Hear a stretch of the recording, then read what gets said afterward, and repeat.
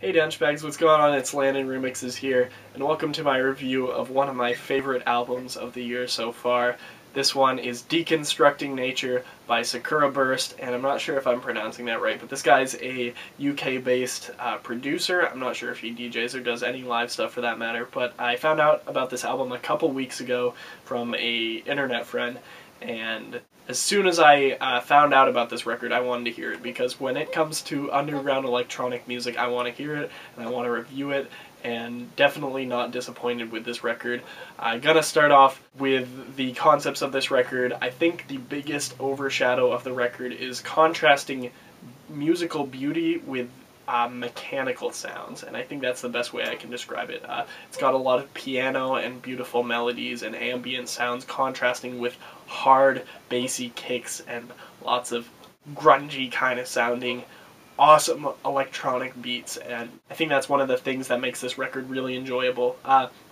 Although this record can't really be enjoyed for singles as far as I'm concerned, this album as a whole is definitely very enjoyable, and I think with this record it's going to go the same way that I went with the Eden Project's EP, and it's something you have to listen to and experience. You can't really describe the feeling you get from this. The only track that I think didn't really fit in this 10-track album, other than the last few tracks, official tracks on this. By the way, this is a Bandcamp exclusive. There's also a CD, but they actually ran out of CDs, and I'm pretty sure I'm getting the very last CD in existence, so that's pretty cool. And the Bandcamp exclusive version of this, it's got a few extra tracks at the end. I didn't really like the remixes on this. I mean, they're good, but I didn't really like them as much as the originals on this. And going to talk about a few of the highlights and my one dislike about this record, which is going to be the downfall, is the one drum and bass track on this record, Floating Through a Frozen Atlantis. And the only reason why I'm including this in my least favorites is because although it's not really a bad track, it's just drum and bass, and it's not necessarily an interesting drum and bass track. There were a few of those on Spore's last record, and Technomatic's last record that was included in one of my top 10 albums of the year, actually, even though it's drum and bass, and I just seem to find it so generic. I just really don't think this one was that unique, and other than that, really, this record is absolutely fantastic. One of my favorites is this track with Shadient.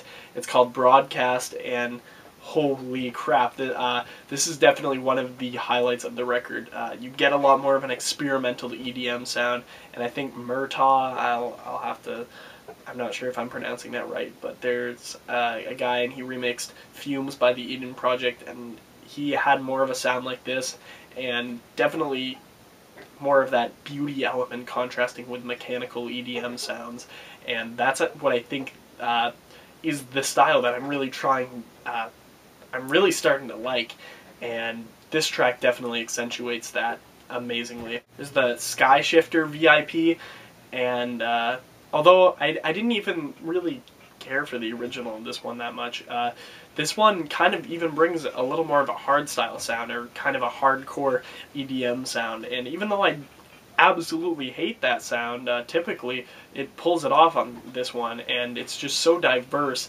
and blasting, and then coming back into these beautiful elements that just contrast so well and makes to be close to a perfect album, other than this one generic drum and bass track. There's a track, Data Corruption Symphony, which is almost entirely made out of Microsoft Windows sounds, and I thought that was really cool, though it was a bit weird.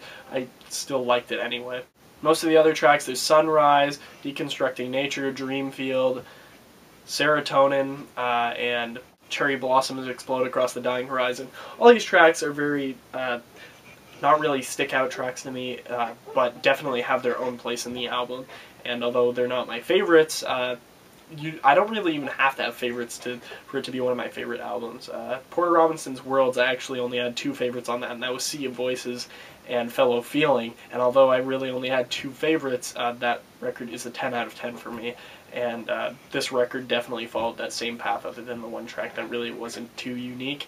And other than that, this album was definitely fantastic, and I'm so glad I'm getting the CD, paid some 18 bucks for it or something. So anyway, I'm going to give this record a solid 9, and I actually talked to Lone Moon about this record, and I thought he was really going to like it. I reviewed his album Amaranth a little bit ago, a couple months ago, back when it released, and I got the CD.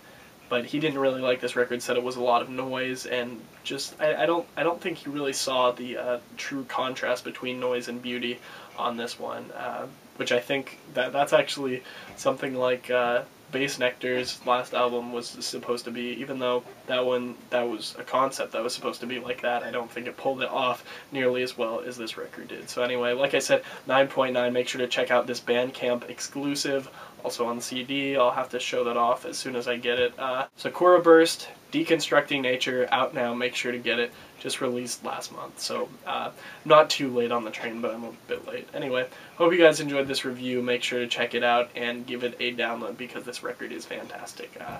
Anyway, hope you guys enjoyed. See you later.